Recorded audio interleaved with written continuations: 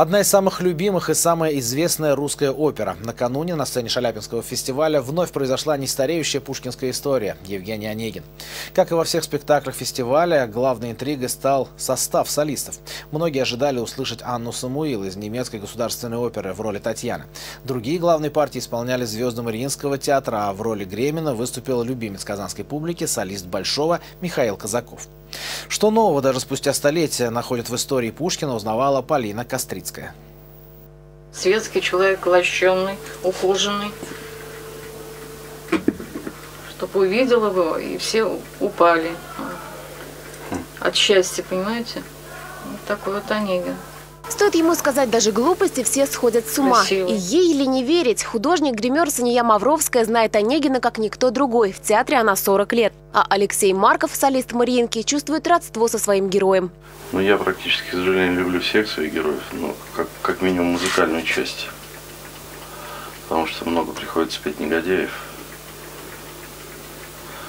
И, конечно, полноценно любить не всех приходится, но Онегина люблю. А пока Онегин готовится выйти в свет, публика уже готова к встрече с пушкинским денди. В ожидании вечной истории 19 века, совместного шедевра Пушкина и Чайковского, публика проводит время в фойе театра в утонченной, почти пушкинской атмосфере, слушая элегантную скрипку. И такая атмосфера здесь царит перед каждым фестивальным спектаклем. И вот на сцене вновь постановка Татарского театра 2012 года. Евгений Онегин – самая известная русская опера и одна из самых любимых. В роли Татьяны Анна Самуил, солистка немецкой государственной оперы, победительница многих международных конкурсов.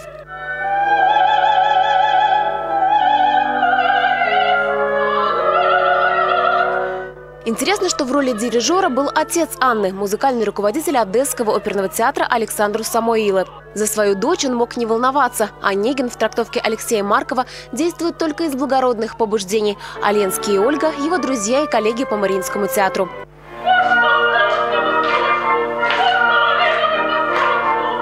Она мне близка естественностью и простотой характера.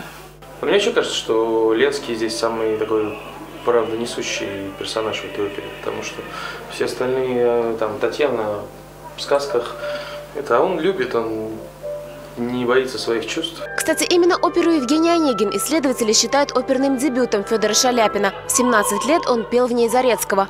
Позднее как-то даже выступил в роли Онегина, а самое интересное, что однажды, исполняя партию Гремина, признался в любви будущей жене, балерине Иоле Тарнаге. Изменил текст и спел: «Онегин, я клянусь на шпаге, безумно я люблю Тарнаги».